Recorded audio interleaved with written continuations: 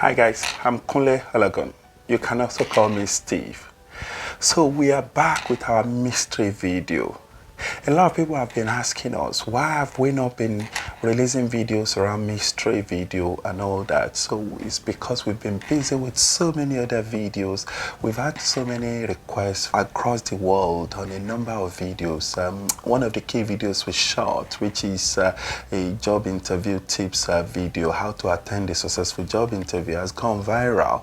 And gentleman in America, Isaiah Photo, shot that video in one of his videos. This is the guy that's got over 5 million subscribers on YouTube, and eventually the video went viral. Everyone coming to our page and they're looking forward to more interview tips like that, because that gentleman used that interview tips we gave and eventually he got the job in America.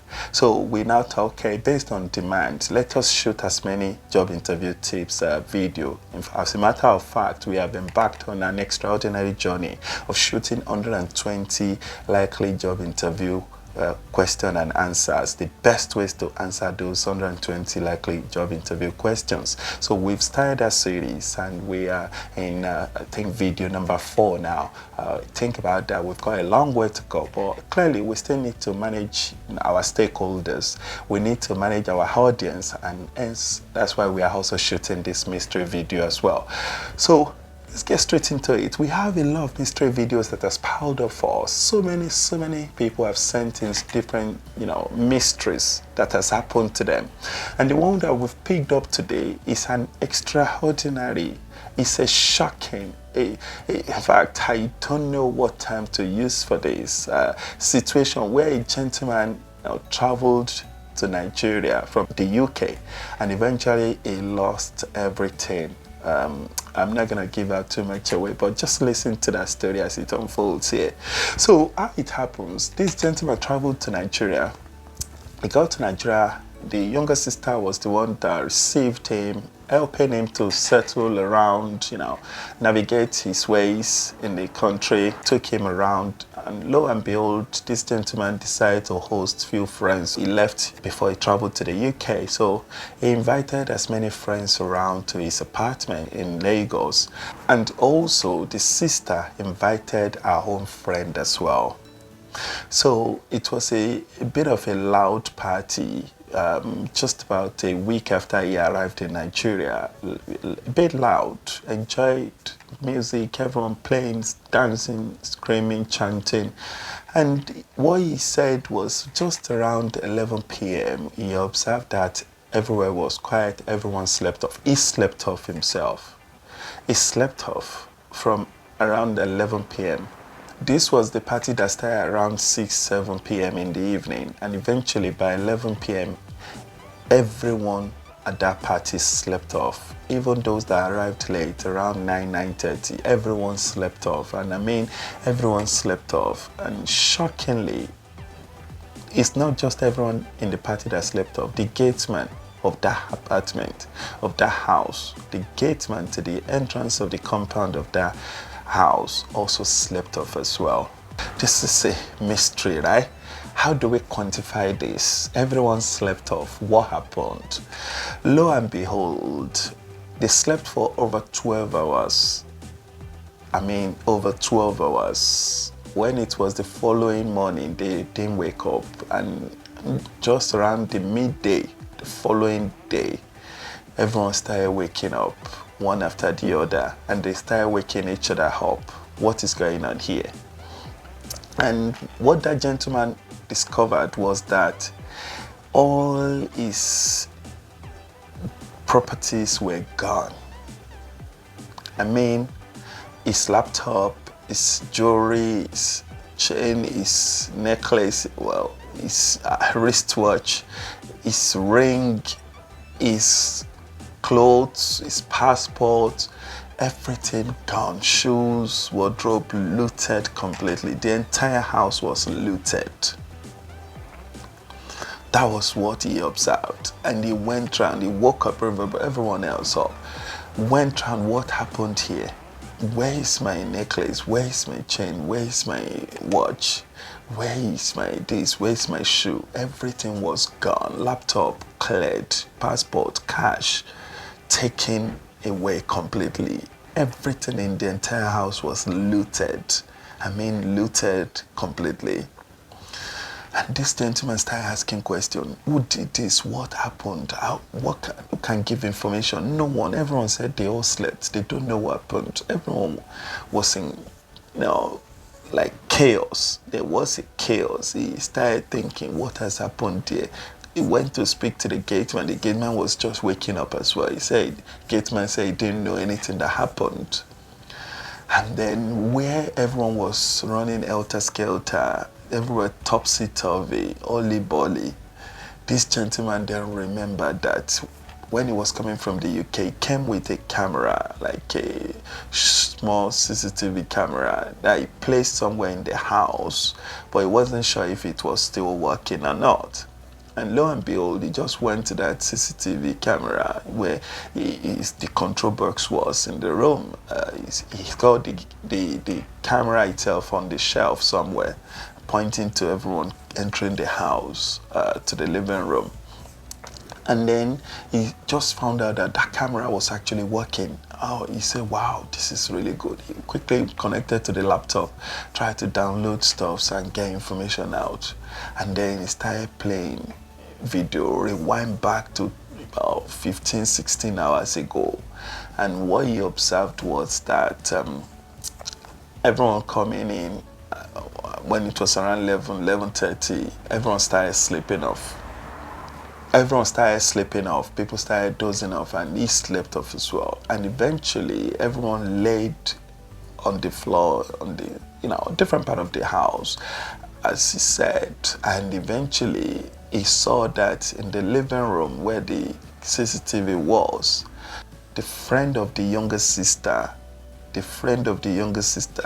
opened the door for some boys, about 8 of them, and they came into the apartment.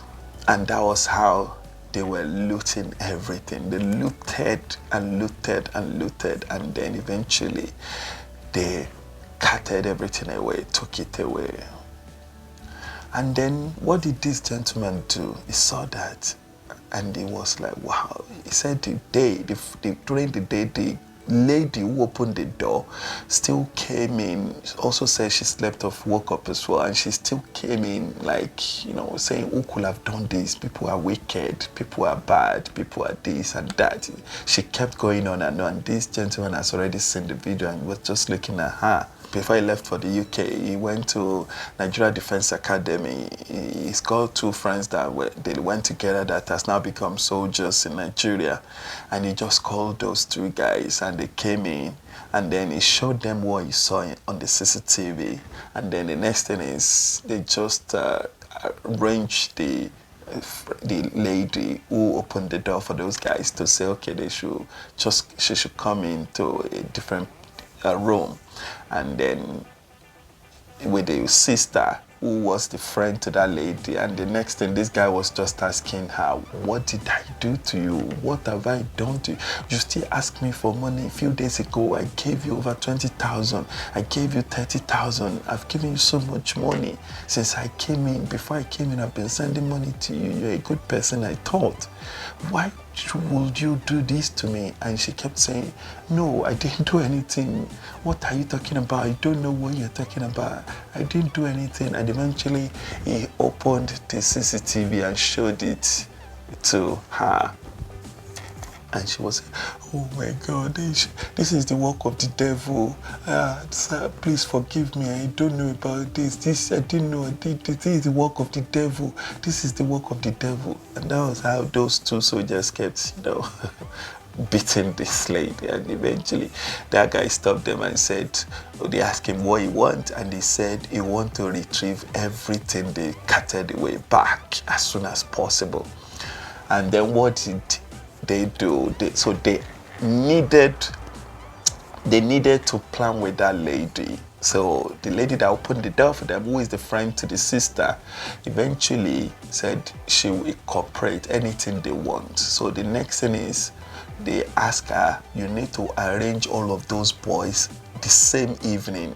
it must be the same evening before they blow everything they carted away. It must be the same evening. Arrange them somewhere, and we need to round them up and get everything from them. And she said she would do it. So lo and behold, the soldiers, they contacted themselves. They got about probably 48 soldiers came around with their van and all that. He asked her to arrange that they catch up at a local restaurant. And those boys were so happy. The lady who opened the door for them called them that there's another job, that they should all come around. Everybody must come, 8 of them, those boys. And they were so happy, and they came out to drink, and they met her, and she was telling them about it. And the next thing is all the soldiers just came around, and they rounded those boys up, 8 of them, and they just, took them and put them in the van and drove them to the barrack. And, and you know what it means in Nigeria? And you know what it means in Nigeria? If a soldier should you be on your case, it could be devastating. It could be devastating, and I mean it. So the soldiers beat those boys up, and then the next thing is those boys said they will confess everything is still intact, but the laptop they picked up is already at a computer village in Ikeja, where they sell computers, and they will call the person. They quickly call, don't sell the laptop again, I'm coming to get it now. And one soldier followed the guy, and they went to get the laptop, came back again, and then all other key items they took, they got from them, but they could not get all the money back at all, because they blew some of those money in the morning. They've given it out. They share it among themselves straight away, and they blew the money. I'm talking of over 100,000 naira here, over 100K. In pounds, how much will that be? Probably 130, 140 pounds now with current rate, thereabout. So,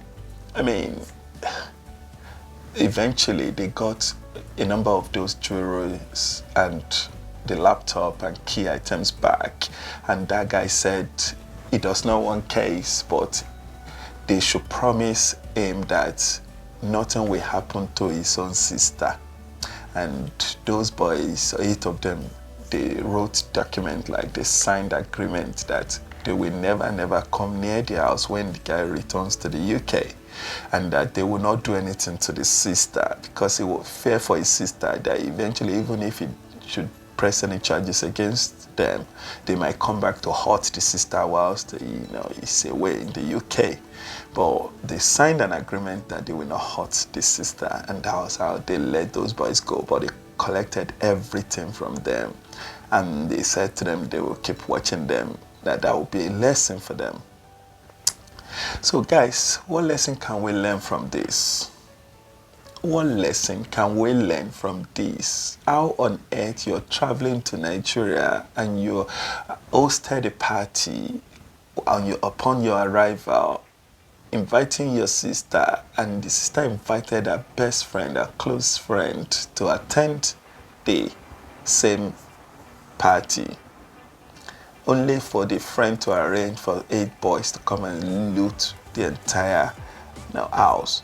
But what we understood was that all their drinks were poisoned. They were given some drugs to drink, or they were given some stuff to drink that made every one of them to sleep off completely.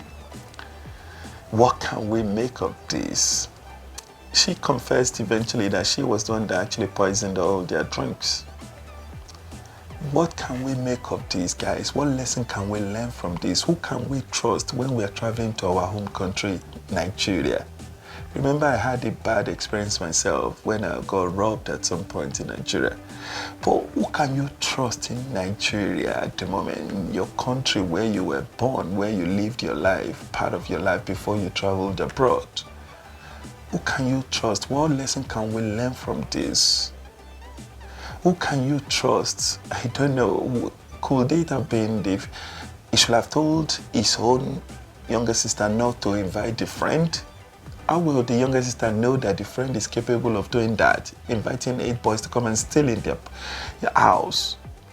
This is a really, really, really strange, mysterious experience. What have we not seen in Nigeria? This is strange. What lesson can we learn from these guys? I want to hear your views in the comment section below. What lesson can we learn? What can we spot? What can we do better? How can this man, or how could this man have avoided this situation that he found himself in Nigeria? And what lesson can every other person learn? Does it mean when you get to Nigeria, you lay low completely, no party, nothing, nobody should know you arrived until you do all your stuffs and you get out? Or that, okay, actually, I trust the community I'm in. I just want to enjoy myself. Let me enjoy with my few friends, have party, drink, give them some cash, and shoot out. How do you manage it? How do you manage this? What lesson can we learn from this? What can we do better? Let me hear you guys' views in the comment section below. Remember, we have a lot of mystery videos that have piled up for us. We have so much coming up for you. We are going to bombard you. We will load you with so much information on K90 channel as we are releasing interview tips, job interview tips with some of that current affairs news. We will also be releasing a number of mystery videos because we have them piled up. Also, if you have a number of mystery videos that you are waiting or you think we can learn from, that people can learn from, so why not ping it over to us?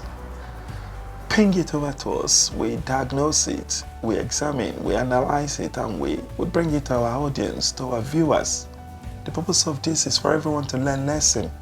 What can we do better? How can we improve things so that people don't fall into the same mistake? Doing the same thing and expecting different results is what is called insanity. So when we share this, we make sure that people don't do the same thing that other people did, that they fell prey, that they fell victim, so that they learn from it, so that we will not get the same result of being robbed. And in some cases, people losing their lives to banditry, armed robbery, kidnapping. That is why we are here, to share all of this information with our audience. Oh my God. Let me hear your views in the comment section below. So as I said earlier, if you have not subscribed to K90 channel on YouTube, please kindly do so. Also, please don't forget to follow me on Facebook, Twitter, and Instagram. Thank you so much for watching this video. Bye for now.